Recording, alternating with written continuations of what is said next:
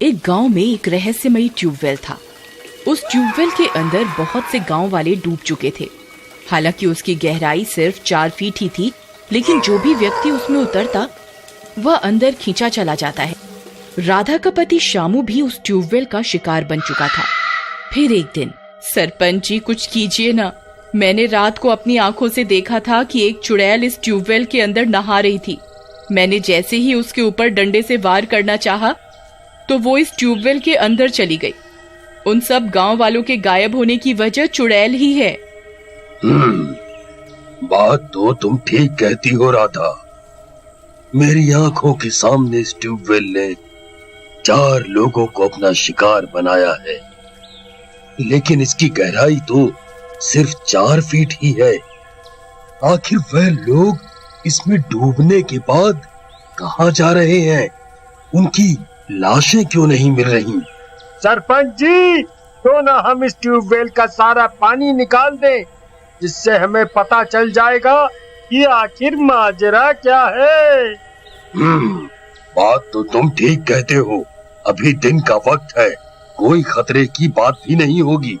तुम अभी के अभी गांव वालों की मदद से इसका पानी निकाल दो।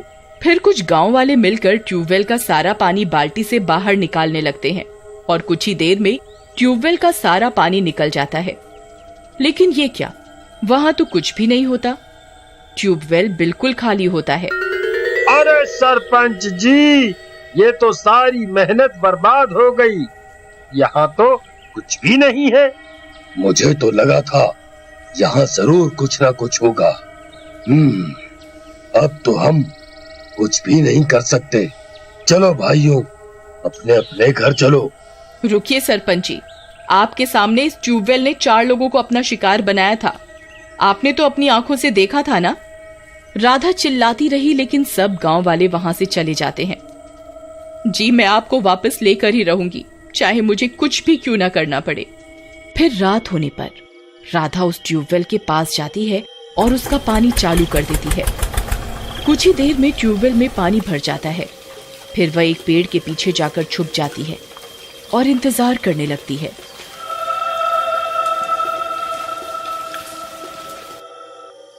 फिर कुछ देर बाद उसे ट्यूबवेल से डरावनी डरावनी आवाजें सुनाई देने लगती हैं।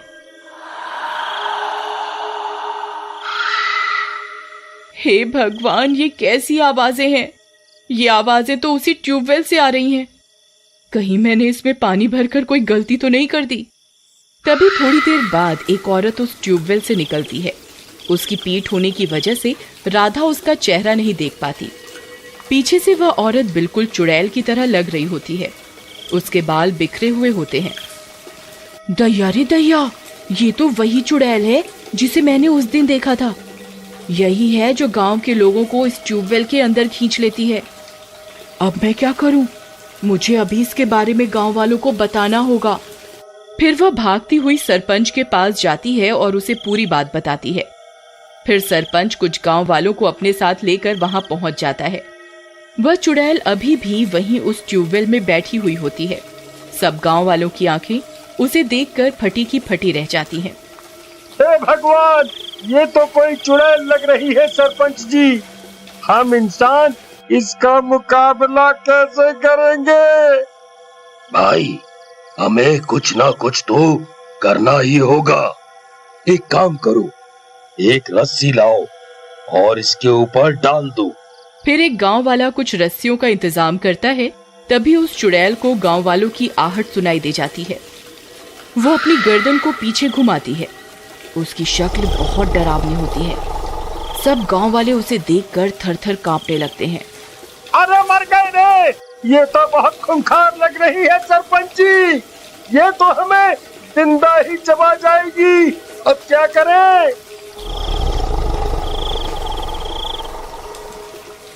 डरो नहीं, उसके ऊपर रस्सियां फेंको और इसे पकड़ लो।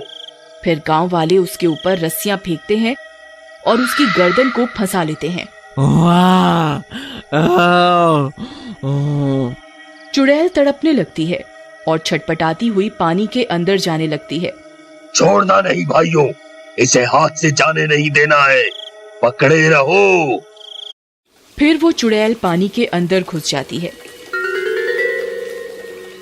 सरपंच जी, ये तो पानी के अंदर चली गई, अब क्या करें? सब लोग रस्सी पकड़े रहो, कोई भी रस्सी मत छोड़ना। तभी एक एक करके सबकी रस्सियां उनके हाथ से छूट जाती हैं। अरे कमबख्तों, तुम सबने रस्सियां क्यों छोड़ दी?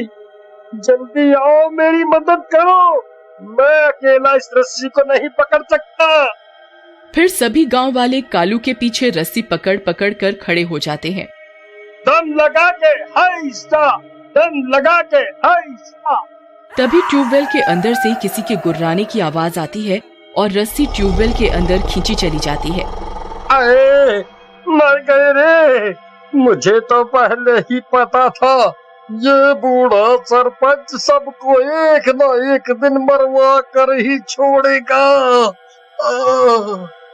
और देखते ही देखते सब गांव वाले उस रस्सी के साथ उस ट्यूबवेल के अंदर चले जाते हैं और एकदम से शांति हो जाती है। वहां अब किसी गांव वाले का कोई नामो निशान नहीं होता। ये सारा मंजर एक गांव वाला देख लेता है। हे भगवान, ये कैसे हो सकता है? ये भूतिया ट्यूबवेल तो सब गांव वालों को निगल गया। अब क्या होगा? आखिर ये 4 फुट का ट्यूबवेल इतने सारे लोगों को कैसे डुबा सकता है? ऐसे ही चलता रहा तो एक दिन पूरा गांव ही इसमें समा जाएगा। हमें कुछ ना कुछ तो करना ही होगा। मुझे अभी सब गांव वालों के पास जाकर इसके बारे में बताना होगा। फिर अगला दिन होने पर देखो भाइयों, अब सरपंच जी भी उस ट्यूबवेल के शिकार हो गए हैं। अब हमें ही कोई तरकीब लड़ानी होगी जिससे उस चुड़ैल को उस ट्यूबवेल से बाहर निकाला जा सके। किसी के पास कोई रास्ता है तो बताओ। भाई, मेरे पास एक तरकीब है, रात होने दो, फिर उस चुड़ैल को मजा चखा कर रहूंगा। फिर रात होने पर सब गांव वाले पेड़ों के पीछे छिप जाते हैं। तभी डरावनी डरावनी आवाजें आने लगती हैं। फिर थोड़ी देर के बाद वो चुड़ैल फिर से ट्यूबवेल से बाहर आती है। उसे देखकर सब गांव वालों की सिट्टी पिट्टी गुल हो जाती है। अरे मर गए रे, ये चुड़ैल तो बहुत डरावनी लगती है भाई।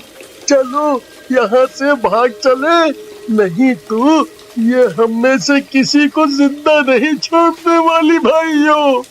अरे डरो नहीं, तुम सब लोग यहीं छुपे रहो, मैं अभी आता हूँ। फिर भीमा एक बड़ी सी रस्सी लेकर उस ट्यूबवेल की ओर चल देता है। चुड़ैल वहीं बैठी होती है। ए चुड़ैल, बस बहुत हो गया तेरा आतंक, अब और नहीं, रुक, छे अभी बताता हूँ।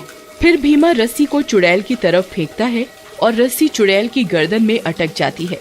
हे मूर्ख इंसान, तुझे क्या लगता है इस रस्सी की ताकत से तू मुझे रोक लेगा? तुझे तो मैं एक तिनके की तरह हवा में उड़ा दूंगी। रुक, अभी बताती हूँ तुझे। हाँ, मैं जानता हूँ तू मुझे तिनके की तरह हवा में जरूर उड़ा सकती है, लेकिन इन्हें उड़ा कर दिखा। तू किसकी बात कर रहा है? बोल। रुक, अभी बताता हूँ। हीरा, जल्दी से वो मूर्ति लेकर यहाँ आ, मैं इसे ज्यादा देर तक यहाँ नहीं रोक पाऊंगा। फिर गांव वाले बजरंग बली की बड़ी सी मूर्ति को लेकर आते हैं और भीमा उस रस्सी को बजरंग बली की मूर्ति के साथ लपेट देता है। अरे नहीं, ये क्या किया तूने? नहीं नहीं। फिर चुड़ैल ट्यूबवेल के अंदर जाने लगती है और बजरंग बली की मूर्ति भी उस चुड़ैल के साथ साथ ट्यूबवेल के अंदर चली जाती है। सब गांव वाले हैरान परेशान होकर देखते रहते हैं। सब जगह शांति हो जाती है। अरे भीमा भाई, ये क्या? तुम्हारी ये तरकीब तो फेल हो गई। ये तो मूर्ति को भी अपने साथ ले गई। अब क्या करे भाई? बजरंग बली पर विश्वास रखो दोस्त। तभी गांव के मंदिर की घंटियां खुद ब खुद बजने लगती हैं। जोर जोर से हवाएं चलने लगती हैं।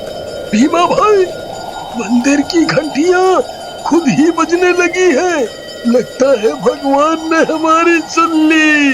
तभी उस ट्यूबवेल से बहुत तेज प्रकाश उठता है और जोरों का विस्फोट होता है और सभी गांव वाले ट्यूबवेल से उछलकर बाहर गिर जाते हैं। तभी सब गांव वाले भी वापस जिंदा हो जाते हैं।